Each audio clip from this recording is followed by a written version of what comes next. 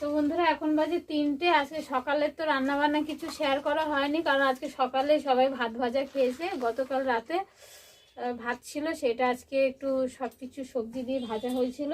তো দুপুরে রান্না বান্না তোমাদের সাথে শেয়ার করছি। আজকে রান্না হয়েছিল পেঁপে, তো পেঁপে তো এখন সবাইকে দিলাম, আর একটু আছে। আর তার সাথে হয়েছে আজকে ওই যে বড় চিংড়ি আজকে টক দই দিয়ে বড় চিংড়ি আজকে রান্না হয়েছে। দেখো আলু ছাড়া, এই যে। আর চিংড়ি মাছগুলো দেখছো কত বড় বড়, এই দেখো। তো মেয়ে খাবে বলে ওর কাকা এনে দিয়েছিল, তো সেই মাছটা আজকে রান্না করা হলো। সবটা করা হয়নি, অর্ধেক করা হয়েছে, আর এখনো আছে।